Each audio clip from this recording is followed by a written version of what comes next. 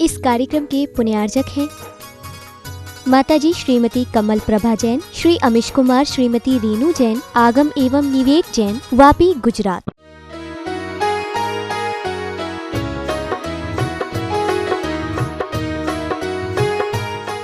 आसन, प्राणायाम, प्रत्याहार, धारणा, ध्यान और समाधि, ठीक है ना।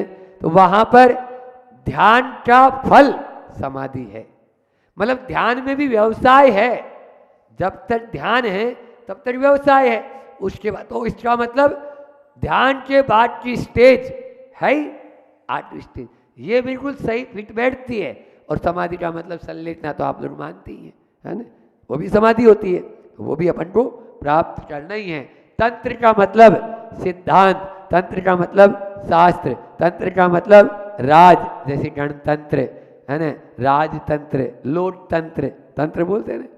तो यहाँ पर हाँ, तो ऐसे ही तो यहाँ पर भी समाधि का सिद्धांत, समाधि का समूह, समाधि का राज ऐसा हो, ये तभी होगा जब हमारी अहंकार और ममकार बुद्धि हटेगी। और अहंकार और ममकार के कारण ही हमारा संसार बढ़ता हुआ चला जाता है। अब यदि लिखना चाहें तो आप लिख लें, कौन कौन सी जो कारिकाएँ हैं वो आपको यहाँ पर इस समाधि तंत्र में, मैंने कहा था कल कि आप लोग हाँ 1-2 लोग लिख लें, फिर बाकी बता देना बाकी लोगों को। 18 नंबर की जो कारिका है, एक वैसे पुस्तक है भावना भवनाशनी, ये वाली है ना, 108 गुरुवाणी पे भी आपको मिल जाएगी। तो ये भावना भवनाशनी, इसमें लगभग ये 17-18 कारिकाएँ, 16 कारिकाएँ आपके लिए बहुत अच्छी रहेगी और इनका पाठ प्रतिदिन कर सकते हैं। 18 नंबर, 28 नंबर, 35 नंबर, 37 नंबर, 45, 46, 53, 62, 72, 74, 80, 81, 88, 90, 95, 102, इस प्रकार से ये कारिकाएँ हैं। अब इसमें जो 18 नंबर की कारिका है, उस 18 नंबर इनका ही मैं सार बता भी देता हूँ आपको। 18 नंबर की जो कारिका है उसमें बहुत अच्छी, यन्मया दृश्यते रूपम तन्न जानाति सर्वथा, जानन्न दृश्यते रूपम तत केन ब्रवीमयम्, कि हम दूसरों से क्यों बोले, तो क्यों बोले, ऐसा निषेध क्यों किया गया।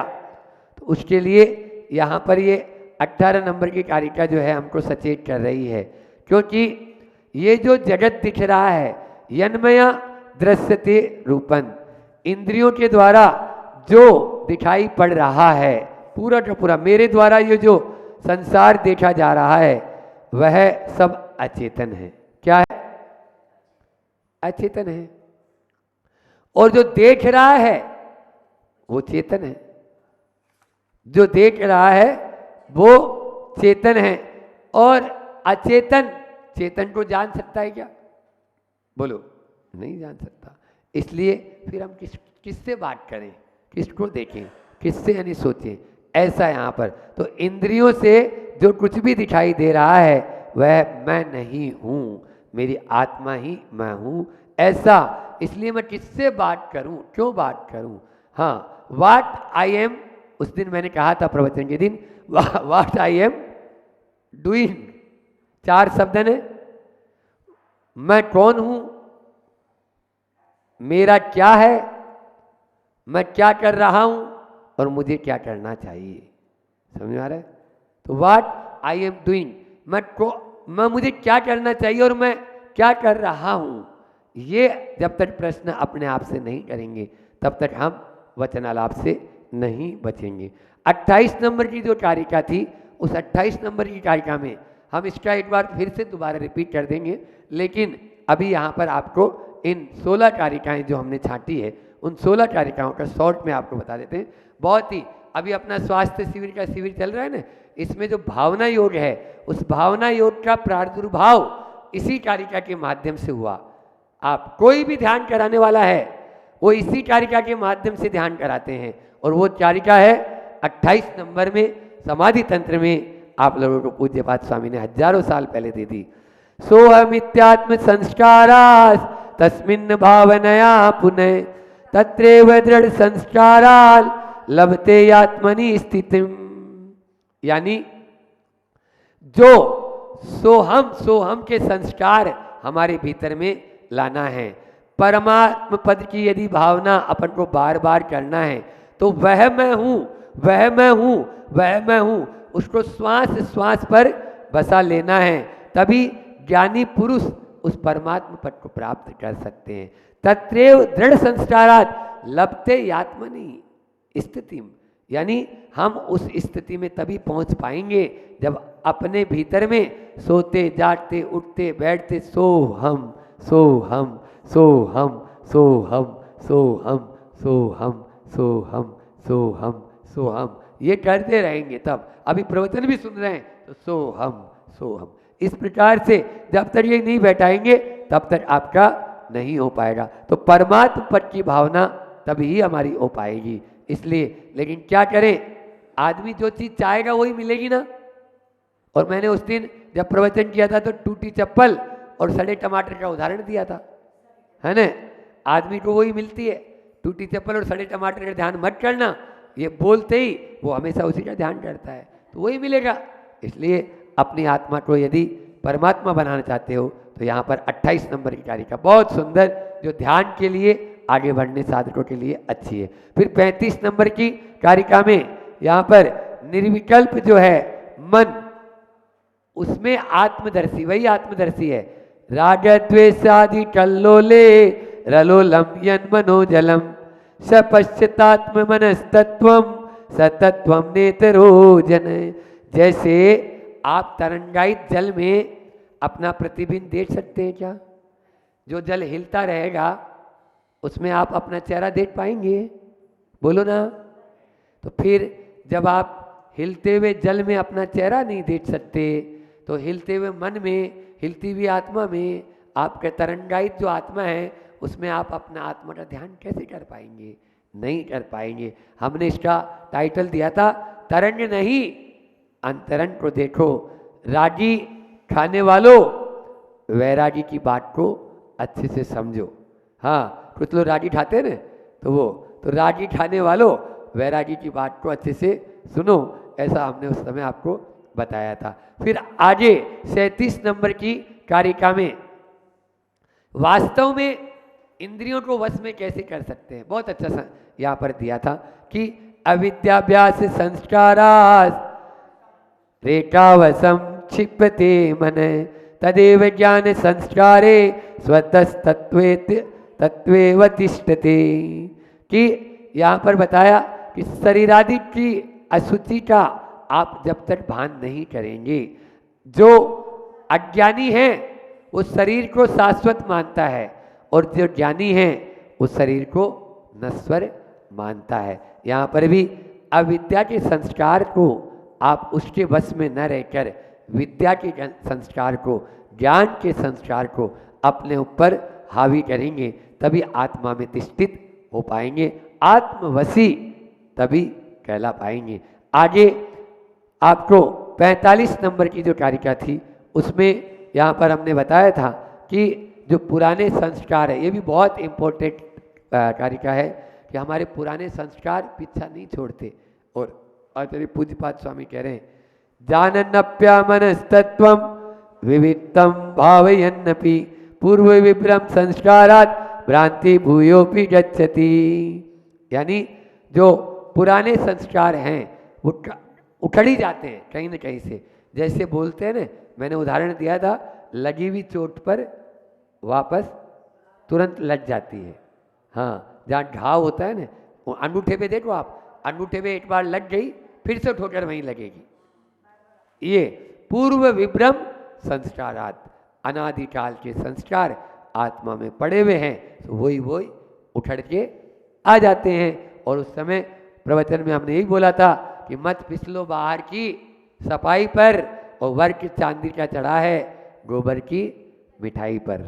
समझ में आ रहा है? हाँ, ताकि आप बाहर की फिसलन पर मत फिसलो, अपने उस पुराने संस्कारों को हम याद करें, तभी अपन उन संस्कारों को धूमिल कर सकते हैं। फिर अगली 45 के बाद में 46 नंबर की जो कारिका, पूरा तो हो पाएगा नहीं हो पाएगा, फिर भी आपको कि ये जो कुछ भी संसार जो दिख रहा है वह मैं नहीं और मेरा भी नहीं। बहुत अच्छी कारिका, प्रतिदिन आचार्य श्री जी इसका पाठ करते हैं। अचेतन मिदम दृश्य मदृश्यम चेतनम तत प्ररुष्यामि कतुष्यामि मध्यस्थो हम भवामैत। ये जो दिख रहा है वह मैं नहीं और मेरा भी नहीं, तो मैं किस पर रोष करूं और किस पर तोष करूं, किससे संतुष्ट हूं, किसी पर भी नहीं। इसलिए यह शरीर और आत्मा का संबंध कैसे छूटे, तो आचार्य श्री कहते हैं, कोई लोग बोलते हैं ना हमारा महाराज सामायिक में मन नहीं लगता, ये वाली आप 46 नंबर की कारिका रोज चिंतन में ले आओ, बस एक कारिका ओनली, आपका देखो कैसे मन नहीं लगता है इसमें। इसकी माला करो, माला करें, एक एक या 16 कारिकाएं जो छाटी है इनकी माला कर सकते हैं, पूरी पूरी माला कारिकाओं का, श्लोक का, तब जाकर वह होगा। फिर पर्युषण पर्व आ गया था, पर्युषण पर्व के बाद में 53 नंबर की कारिका, और 53 नंबर की कारिका में हमने आपको बताया था कि हम अगर बोलें तो क्या बोलें और पूछें तो क्या पूछें। खुद आचार्य पूज्यपाद स्वामी ने बताया था, तत्पुरिया तत्परान पृच्छे तद इच्छे तत्परो भवेत ये ना विद्यामयम रूपम तत्वा विद्यामयम ब्रजेत। उसी के बारे में पूछो, उसी के, जब बेटी का ब्याह होता है ना घर में, तो क्या करते हो, बोलो, जो आएगा आपसे उसी के बारे में बात करेगा, आप भी उसी के बारे में करेंगे। ये वाली कहाँ मिलती है, ये चीज़ कहाँ से लाना है, धर्मशाला कहाँ रहती है, हाँ वो घोड़ा वाला कहाँ से आएगा, बारात कहाँ ठहराएंगे, वो लड़की वाले कहाँ हैं, बोलो, करते हो नहीं करते हो। उसके बारे में संसार की बात में करेंगे, इसमें नहीं करेंगे। तो आत्मा के बारे में ही पूछो, आत्मा के बारे में ही आप ध्याओ, आत्मा के बारे में ही आप प्रश्न करो, वही आप करेंगे तभी होगा। बोलना, पूछना, चाहना और लीन होना, 4 शब्द मैंने दिए थे, उसी के बारे में बोलो, उसी के बारे में पूछो, उसी के बारे में चाहो और उसी के बारे में आप जो है लीन हो जाओ। फिर 62 नंबर की कारिका, संसार और मुक्ति का क्या कारण है, तो यहाँ पर बताया था, स्वबुद्ध्या यावत कहिनाथ कायवाचित साम त्रयम संसारस्तावते तेषाम भेदाभ्यास से तो निर्वृत्त है। भेदाभ्यास के द्वारा ही आज तक जितने भी मुक्त हुए वो भेद के अभ्यास से हुए, और जितने भी संसार में हैं वो भेद के अभाव में ही हैं। इस प्रकार से ये 62 नंबर की कारिका थी। अब मैं कारिका का उच्चारण नहीं कर रहा हूँ, केवल आपको नंबर और उसका अर्थ शॉर्ट में बता रहता हूँ। 72 नंबर की कारिका में निसंग कैसे हो सकते हैं, तो लौकिक संग को छोड़ने की बात, इस चंचल चित्त को किस प्रकार से हम स्थिर करें, थामें, कैसे करें, यह आचार्य पूज्यपाद स्वामी ने बताया। 74 नंबर की कारिका में कर्म बीज को कैसे जलाएं, इसके लिए हमने 4 शब्द दिए थे, भाटना, भोटना, त्यागना और जाटना। इस कारिका के माध्यम से हम उस अपने कर्म के बीज को जलाने का अभ्यास करेंगे। 80 नंबर की कारिका दृष्टि भेद विज्ञान की, यानी जो दृष्टि जो है वो भेद विज्ञान की कैसी दृष्टि होती है, और वह सुविधा को दुविधा समझता है, समझा। जितनी जितनी सुविधा मिलेगी उतनी उतनी उसको दुविधा होती चली जाएगी। फिर 81 नंबर की कारिका में आत्मानुभूति ही सच्चा मोक्षार्थी, यानी जो आत्मा अनुभूति है वही सच्चा स्वानुभूति है, क्योंकि जहाँ न पहुँचे कवि वहाँ पहुँचे, जहाँ न पहुँचे रवि वहाँ पहुँचे कवि। आचार्य श्री कहते हैं जहाँ न पहुँचे कवि वहाँ पहुँचे आत्मानुभूति, स्वानुभूति। बाल, हाँ 88 नंबर की जो कारिका है उसमें जो आपके बहुत अच्छी बात 87 और 88 नंबर में, तो 88 नंबर की कारिका मैंने इसलिए लिख ली कि जाति का आग्रह मत रखो, खंडेलवाल, पोरवाल, बडेरवाल है न, या ओसवाल, आपके जो अनेक वाले हैं, ये सब कासलीवाल, पापड़ीवाल, ये वाल गिरा दो तब जाके आप सागर बनेंगे। जाति का और लिंग का आग्रह मत रखो, तब जाके आपका वह है। इसलिए आप संसार से मुक्त होना चाहते हो।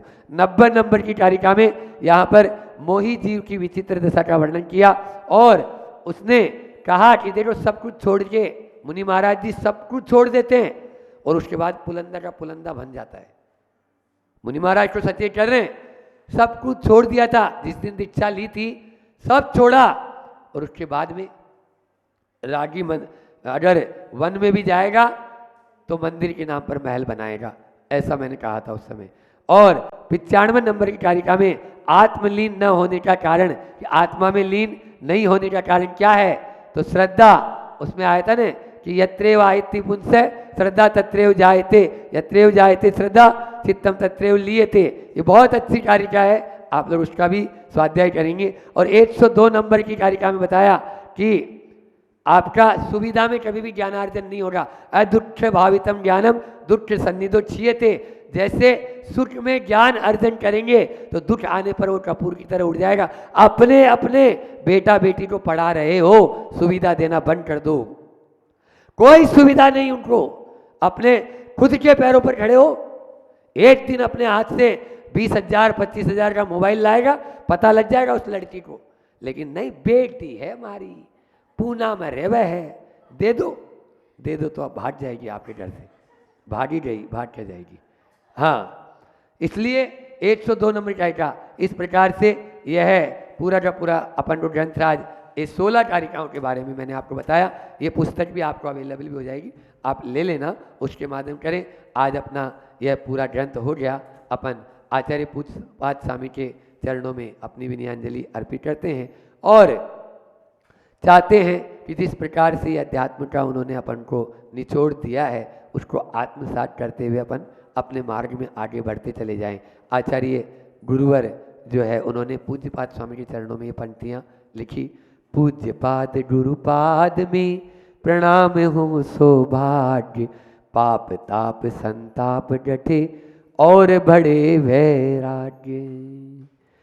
अब अक्षर पद मात्रा से दूषित जो कुछ आ गया मुझसे, इस जो है ग्रंथराज के स्वाध्याय करने में, जो भी कुछ प्रतिपादन करने में कोई भी त्रुटि रही हो तो वो मेरी अपनी कमी है। समझ में आया? गुरु जी ने या पूज्यपाद स्वामी ने बहुत अच्छे से इसका किया, आप लोगों ने भी बहुत अच्छे से सुना, मनोयोग से, वचन योग से और काय योग से सुना। अब इसको ढूंढेंगे भी। ये 16 कारिका का प्रतिदिन आप पाठ करेंगे, बहुत अच्छा लगेगा। यही हमारी समझ लो फीस है। समझ में आया? इतना ही रखते हैं और क्षमा याचना माँ जिनवाणी के चरणों में अपन करते हुए।